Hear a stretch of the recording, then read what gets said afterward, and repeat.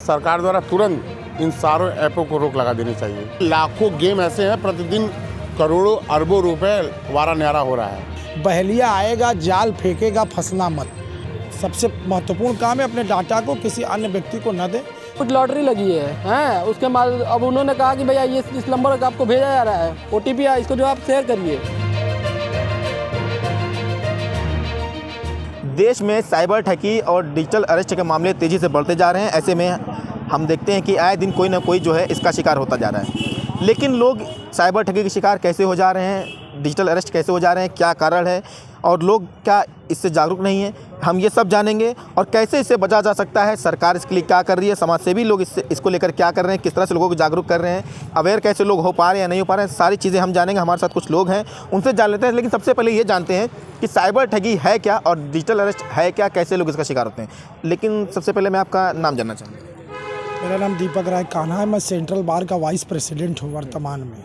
दीपक जी, जानना चाहेंगे कि जिस तरह से तेज़ी से मामले बढ़ रहे हैं साइबर ठगी और डिजिटल अरेस्ट के, क्या कारण है?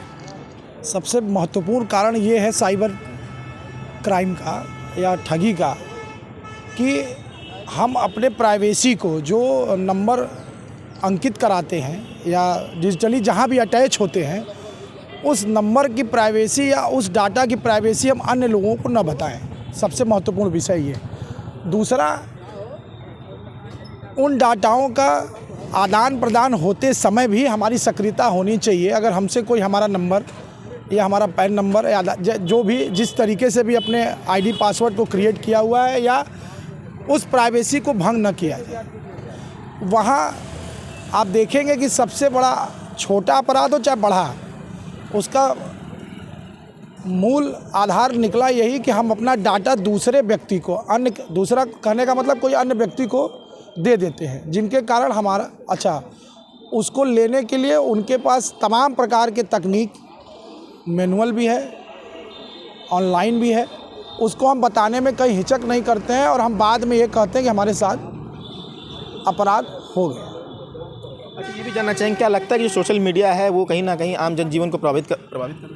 सोशल मीडिया और एंड्रॉयड मोबाइल दोनों, उसी से हमारे डाटा का स्वैपिंग हो रही है जो हमें खुद जानकारी नहीं है। आजकल एक नया ऐप भी आ चुका है जैसा उस अपराध के लिए, इसलिए मैं उस ऐप का जिक्र कर रहा हूं क्योंकि साइबर क्राइम में या कह लीजिए ठगी में वो सबसे मददगार इसलिए सिद्ध हो रहा है कि हम जो सोचते हैं वही मोबाइल में दिखता है, ऐसा महसूस कर रहे हैं हम लोग। कोई एक ऐसा ऐप आया हुआ है, जैसे अगर हम कोई ऑनलाइन शॉपिंग में किसी एक गुड्स या कोई सामान के बारे में सोच लेते हैं तो वो ऐप में दिखने लगता है। तो उस तरह से भी हमारे डाटा को वहाँ से भी स्वैपिंग का काम चल रहा है। ऐसा हम एक अधिवक्ता होने के नाते यह महसूस करते हैं। क्या कहता है आपका अनुभव? और सबसे बड़ी बात ये क्या कि आपके भी कोई जानने वाले में ऐसा कोई रहा हो जो साइबर ठगी का शिकार हुआ हो या डिजिटल अरेस्ट का?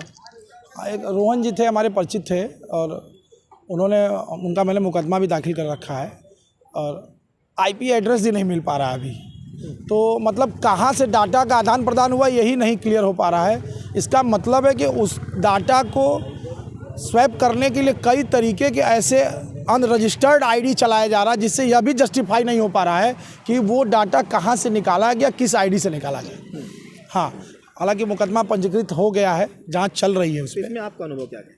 हमारा अनुभव यही कहता है कि प्रथम दृष्टया प्रत्येक व्यक्ति को अपनी प्राइवेसी मतलब कोई भी डाटा देने से पहले यह सोच ले, चाहे वो ऑनलाइन दे चाहे मैनुअली। कभी कभी होता क्या है कि हम ऐसे सरल चीज़ों को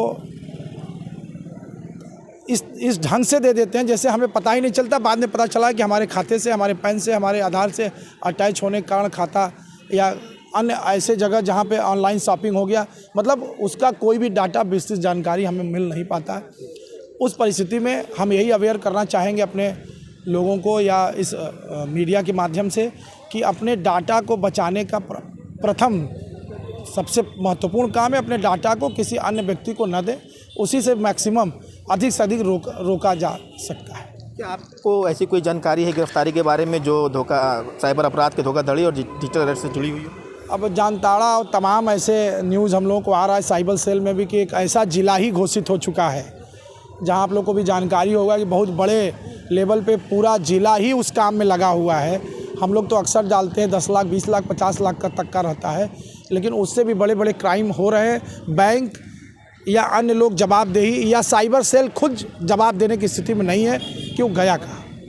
क्या कभी आपने ऐसा भी सुना है कि किसी को गलत तरीके से इसमें फंसाया गया हो, काफ़ी दिनों तक वो डिजिटल अरेस्ट रहा हो? हाँ, एक मामला था रेहाना नाम कुछ भूल रहा हूँ, उसमें उन्होंने कम से कम 20 दिन जेल थे और वो मामला 1 करोड़ से ऊपर का था, जिसमें उनको 20 दिन तक जेल भी हुआ था। हाँ। अच्छा, आपको क्या लगता है कि सरकार को इससे मतलब कैसे लोगों को जागरूक करना चाहिए, या सोशल मीडिया के माध्यम से, या किस तरीके से? सरकार पर तो हमारा कोई टिप्पणी, क्योंकि सरकार फेल है साइबर क्राइम के या ठगी में सरकार कोई अपनी भूमिका नहीं निभा पा रही है। हाँ, वो कॉलर ट्यून द्वारा आजकल हर मोबाइल पे जो बज रहा है उसका भी कोई बहुत मतलब नहीं है। उसी के सेकंड नंबर बाद फ़ोन आता है वही क्राइम वाले का, उसी में वो उठा भी लेते हैं। एक बहुत पुरानी कहावत कही गई है, आप लोग भी जानते होंगे, इसी पे बोलना चाहेंगे। बहेलिया आएगा जाल फेंकेगा फंसना मत। बहेलिया आता है, जाल फेंकता है, फंसने के बाद भी लोग यही कहते हैं बहेलिया आएगा जाल फेंकेगा फंसना मत। मैं जानना चाहूँ कि आप कुछ अपनी ऐसी कोई राय रखें जिससे लोग जो है जागरूक हो सके और इस क्राइम से जो है बच सके। सबसे महत्वपूर्ण बात मैं इसके पूर्व में आपको बताया कि पहला काम अपने डाटा को किसी अन्य व्यक्ति को न उपलब्ध कराएं, चाहे वो मोबाइल नंबर हो, आईडी हो, पासवर्ड हो, या पैन नंबर हो, आधार नंबर हो, या उससे रिलेटेड मोबाइल नंबर हो, कुछ भी अपना डाटा, या इवन फेसबुक के भी प्राइवेसी को जो पब्लिक करके चल रहे हैं वो भी एक नुकसानदायक है हमारे डाटा का स्वैप करने का। उसको भी लॉक करके रखें। किसी अन्य व्यक्ति के फ्रेंड रिक्वेस्ट को भी संदेह दृष्टिकोण से देखें। कोई भी कॉल आता है इस तरह का तो उसको भी संदेह की स्थिति में देखें। उस पर जब तक संतुष्ट न हो जाए तब तक कोई भी अपना व्यक्तिगत डाटा हस्तांतरित न करें। हमारे साथ कुछ और भी लोग हैं, उनसे भी जान लेते हैं कि उनकी क्या राय है और वो किस तरह से साइबर ठगी को और ये साइबर अपराध को किस तरह से वो समझते हैं। क्या जिनके पास जानकारी है। सर, सबसे पहले आपको पता जानना चाहिए। साइबर अपराध पे मैं बस यही कहना चाहूँगा, बहुत ज़्यादा नहीं, इस पर अभी काफ़ी वर्क करना प्रशासन को, शासन को बहुत काम है। कहीं ना कहीं साइबर क्राइम को सरकार भी बढ़ावा दे रही है। बहुत सारे ऐप हैं, आप ऐसे ऐपों को क्यों परमिशन दे रहे हैं चलने के लिए? एविएटर है, बड़े बड़े सेलिब्रिटी उसका प्रमोशन कर रहे हैं कि आप ये गेम खेलिए, वो गेम खेलिए। क्यों भाई? सरकार को एक ऑर्डिनरी एक आर्डर पास करना चाहिए कि कोई भी ऐप, नया ऐप, अभी 10-20-50 हज़ार रुपये लगा के लोग ऐप बना ले रहे हैं। आप उठा के देख लीजिए, लाखों गेम ऐसे हैं, प्रतिदिन करोड़ों अरबों रुपए वारा न्यारा हो रहा है। और टैक्स सरकार कह रही है मैं इसके ऊपर टैक्स बढ़ा रही हूँ। टैक्स नहीं बढ़ाइए, आप उन ऐपों को ये दिशा निर्देश दीजिए कि अगर आप ये ऐप रजिस्टर्ड कराएंगे, जनता के बीच लेके जाएंगे तो कितना प्रतिशत आप उनसे लेंगे और कितना शेयर उनका सरकार के पास जमा रखेंगे। ये सब चीज़ें ऐप को बाधित करिए, तब ऐप ज़्यादा कम होंगे। और जो सेलिब्रिटी हैं उनको भी दिशा निर्देश दिया जाए कि आप जब एक समाज के चिन्हित चेहरे हो जाते हैं तो आप द्वारा किया गया कार्य पूरे देश के युवाओं पे प्रभाव पड़ता है। तो सेलिब्रिटियों को भी एक ऑर्डिनरी आर्डर देना चाहिए कि आप कोई ऐसा प्रचार नहीं करेंगे जिससे अभी नया अभी मुंबई में एक लड़का अपनी मम्मी के अकाउंट से इंजीनियरिंग करने गया था, अपनी माँ के अकाउंट से 97 लाख रुपए ऑनलाइन गेमिंग में हार गया। वो क्या साइबर क्राइम नहीं है? 97 लाख कहाँ गया? सरकार सिर्फ टैक्स लेने के लिए टैक्स ले रही है, उस पर टैक्स लेके ऐसे ऐप पर सरकार को रोक लगानी चाहिए। अच्छा, क्या क्या उपाय मतलब ऐसे अपनाने चाहिए कि जिससे हम साइबर ठगी और डिजिटल अरेस्ट से बच सकें? देखिए, उपाय, अब सोशल मीडिया का ज़माना है, हर कोई शॉर्ट सर्किट से ज़्यादा पैसा कमाना चाहता है। उसी चक्कर में हमारे युवा भाई या युवा साथी या अन्य कोई भी भारतीय नागरिक इसमें ठगी का शिकार हो रहा है। और 24 घंटा बीत जाने, जब तक उसको समझ में आ रहा है तब तक 24 घंटा बीत जा रहा है। और 24 घंटे के बाद कोई भी नेट ब्लॉकिंग और बैंकिंग अकाउंट ब्लॉक नहीं हो रहा है। ब्लॉक होने के बाद पता चला कि 31 लाख रुपए, 50 लाख, 1 लाख करोड़, 10 करोड़ हम हार गए हैं। और जब मैं पुलिस को सूचना दे रहा हूँ तो पुलिस कह रही है 4 दिन बीत गया, ब्लॉक कर रही है तो पता चला 1 करोड़ हारे हैं तो 1 लाख कहीं ब्लॉक हुआ है। तो इस पर कहीं ना कहीं सरकार का बहुत बड़ा रोल है। सरकार को इन ऐपों पर रोक लगानी चाहिए। साइबर ठगी को रोकने के लिए सरकार को किस तरीके से मतलब रोक लगानी चाहिए?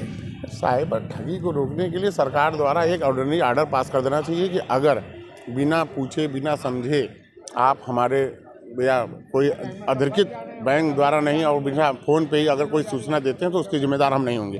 अगर ऐसा आर्डर सरकार पास कर देती तो जनता डरती कि अरे फ़ोन पे आया है, कहीं हम दे दे, सरकार भी उसकी जिम्मेदार नहीं होगी, तो जनता भी डरती। मगर जनता निर्भीक है कि अरे ऑनलाइन आया है। जब जनता सोचती है, कोई भी युवक सोचता है कि अरे हम कमा लेंगे तब बताएंगे लोगों को, सरप्राइज़ देंगे, 1 करोड़ कमा लेंगे तब, तो हो जाता है।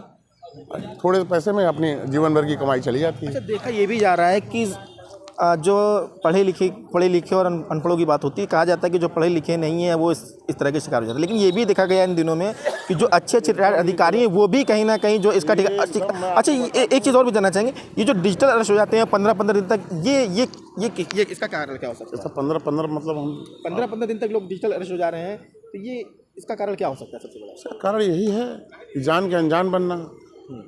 पुरानी एक कहावत थी, अंधन में कनवा राजा। आज भी हम लोग कचहरी में वकालत कर रहे हैं, जो पढ़े लिखे नहीं है वो एकदम क्राइम, साइबर क्राइम है। मुझे आप 10 पूरे बनारस ज़िले में 10 ऐसे आदमी बता दीजिए जो साइबर सेल के ठगी हुए हों। जो भी ठगी हुए होंगे, या तो सरकारी कर्मचारी होंगे, या तो कोई युवक लड़का होगा, बड़े अच्छे घर का लड़का होगा, या उसकी कमाई होगी, या उसके पास वो सक्षम होगा कोई दूसरा बिजनेस करने के लिए, मगर वही साइबर सेल का शिकार हो रहा है। जो एकदम अनपढ़ हैं, जो सिर्फ जान रहे हैं कि मुझे अंगूठा लगाना जानता है, मैं बैंक जाऊंगा, 3000 रुपये लिखूंगा, अंगूठा लगाऊंगा, फिर अंगूठा लगाऊंगा, बैंक मैनेजर को दिखाऊंगा, बैंक मैनेजर पूछेगा काहे के लिए निकाल लो पैसा, तब वो शिकार नहीं हो रहे हैं। अच्छा, आपके नॉलेज में कभी कोई ऐसा कोई हो जो साइबर ठगी शिकार हुआ हो, उस पर आपका अनुभव क्या कहता है? मेरा अनुभव यही है कि सरकार द्वारा तुरंत इन सारों ऐपों को रोक लगा देनी चाहिए। जो निर्धारित ऐप हैं वही ऐप चलेंगे। गूगल तो ऐसा कोई काम नहीं कर रहा है। छोटे छोटे ऐप, आप मुझे कहिए ना, आप मुझे अभी लाइए 50,000 रुपया दीजिए, मैं आपको कल अभी एक ऐप दे रहा हूँ, और ऐप से हो रहा है कि ऑनलाइन क्या नहीं चल रहा है। पहले लूडो हम लोग घर में खेलते थे, ऑनलाइन लूडो चल रहा है, ऑनलाइन कैरम चल रहा है, ऑनलाइन चेस चल रहा है, ऑनलाइन एविएटर चल रहा है। क्या नहीं चल रहा है? 3 पत्ती चल रही है, क्या नहीं चल रहा है? सब ऑनलाइन हो गया। मतलब सबसे बड़ा जो कारण है इस समय सोशल मीडिया प्लेटफॉर्म पे जो सरकार द्वारा रोक लगाई जाए, सरकार को इस पर कड़ा कदम उठाना चाहिए। ठीक है, और भी कुछ लोग हैं, उनसे भी जान लेते हैं। सर, आप बताइए कि साइबर ठगी को लेकर किस तरह से लोग जो हैं बच सकते हैं, या फिर आपके नॉलेज में कभी कोई ऐसा रहा हो जो साइबर ठगी का शिकार हुआ, उस पर आपका क्या अनुभव करते हैं? साइबर ठगी इसलिए नहीं रोका जा सकता क्योंकि हर इंसान आज के टाइम में शॉर्टकट पैसा कमाने के चक्कर में पड़ा है, और कोई सरकार इस पर कोई ध्यान ही नहीं दे रही है। हर रोड पे किनारे लगा रहता है कि इतने रुपए की यहाँ पे इसमें इतना ये लगाइए और ये इनाम लेके जाइए, और उसमें आपको पर्सनल डिटेल अपना भरना पड़ता है, मोबाइल से लेके Aadhaar card, PAN card, account number, सब डिटेल। हम ऑनलाइन मोबाइल में कोई कुछ देख रहे हैं, इसमें आया कि 1 घंटे के लिए ऑफ़र है, ये चीज़ 10,000 का आपको 1 घंटे में 2,000 रुपया मिल जाएगा। तो हमारे अंदर जब वो आया लालचा, तो जो उस ऐप का कोई मतलब ही नहीं, ना गूगल है ना कोई फर्जी ऐप जिसके बारे में हमें पता ही नहीं, बस ये है हमें कि हम अभी इसको परचेज कर लेंगे तो हमें इतने का प्रॉफिट हो जाएगा। अच्छा, कभी आपके नॉलेज में सर आया कोई किसी मतलब कोई फंसाया गया और साइबर ठगी? हाँ, अभी बहुत ऐसे लोग हैं कि जो हमारे ही जानने में लोग थे, मोबाइल ऑर्डर किए कि मोबाइल इतने का है, इस ऐप से आप लेंगे तो इतने का हो जाएगा, इतना पैसा पेमेंट।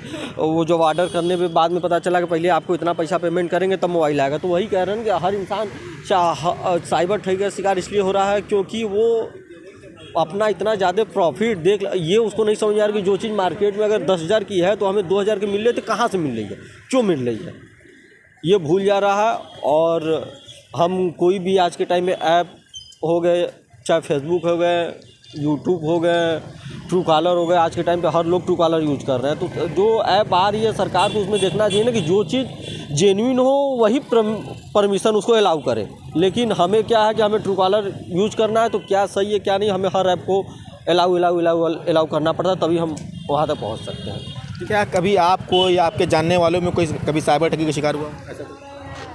ऐसे अभी कुछ दिन पहले ही हुआ था, उसमें साइबर ठगी का कि जो हम ये था कि आपके अकाउंट में इतना पैसा आ जा रहा है, इसमें से आपको इतना मिल जाएगा। तो उस तरह पैसा आने पे वो अकाउंट ही पैसा आने के बाद होता कि अकाउंट ब्लॉक हो गया आपका भी पैसा नहीं निकल रहा उसमें। क्या बड़ा कारण है कि जो मतलब जागरूक लोग नहीं हो पा रहे हैं, या फिर जागरूक होने के बावजूद जो है लोग उस पर जागरूक हो रहे हैं और जागरूक होना भी चाहते हैं, लेकिन वही बोले ना, सबसे पहले बात जो बोले, हर इंसान जानता है कि नहीं ये चीज़ गलत है, फिर भी उसके इंसान की एक प्रवृत्ति है मनुष्य जाति की, वो उसके अंदर स्वार्थ, तो उसको जहाँ अपना स्वार्थ दिखाई देता है ना, वो हर चीज़ भूल जाता है कि नहीं, लगता है कि नहीं ये चीज़ सही है, इस चीज़ के लिए उसमें फंस जाता है। क्या लगता है कि सरकार को साइबर ठगी को रोकने के लिए किस तरह से जो है एक्शन ले कि लोग जो है साइबर ठगी और डिजिटल अरेस्ट का शिकार ना हो? साइबर ठगी को सरकार को रोकने के लिए इसमें सबसे पहले ये आना चाहिए कि जो साइबर क्राइम कर रहा है जितना सज़ा उसको है, अगर आप अपने प्रॉफिट में कर रहे हैं तो उसमें आपका भी उतना ही हक है जितना वो जिसके द्वारा आपके साथ हो जाता है, तो आप ये हो जाते हैं कि नहीं हमें पता ही नहीं था इसलिए हमारे साथ हो गया, तो कहीं ना कहीं आपको अपना प्रॉफिट दिखा तब ना वहाँ पे आप गए थे। यानी कि लालच के चक्कर में लोग जो है साइबर ठगी के शिकार हो रहे हैं। ठीक है, हमारे साथ कुछ और भी लोग हैं, हम उनसे भी जान लेते हैं। सबसे पहले जानना ये चाहेंगे कि डिजिटल अरेस्ट और साइबर ठगी है क्या? डिजिटल अरेस्ट इससे कि लोग इस समय जो चल रहा है अब सोशल मीडिया पे और आपको जो है टीवी के माध्यमों से भी दिखाया जा रहा है कि डिजिटल अरेस्ट जो है कि घर में ही आपको कर दिया जा रहा है, तो ये सब जो है साइबर द्वारा जो किया जा रहा है साइबर ठगी, तो ऐसे चीज़ों को बढ़ावा ना दें और जो है इस सब चीज़ों पर रोक लगी जाए।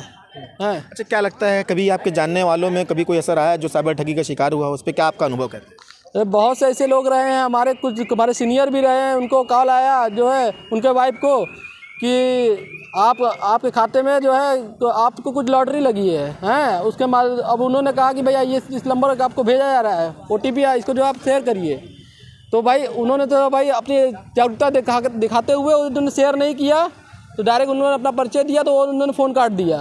तो इस तरीके से जागरूक रहें और ऐसे लोगों को बढ़ावा ना दें। क्या लगता है कि जो सोशल मीडिया आजकल चल रहा है, सोशल मीडिया जो प्लेटफॉर्म है वो कहीं ना कहीं आम जनजीवन को प्रभावित कर रहा है और साइबर ठगी और डिजिटल अरेस्ट की ओर ढकेल रहा है? जिस तरीके से भाई सरकार द्वारा इस चीज़ों को जितना सरल बनाने की कोशिश की जा रही है, उतना ही इसका बढ़ावा भी होता चला जा रहा है। इसमें जो है सबसे ज़्यादा दिक्कत परेशानी तो जो है जो निम्न क्लास के लोग हैं, जो कम पढ़े लिखे लोग हैं, वो इसके ठगी के ज़्यादा शिकार हो रहे हैं। अच्छा, एक सबसे बड़ा सवाल ये है कि ये जो साइबर ठगी का जो मामला बढ़ा है, ये कब से बढ़ा है?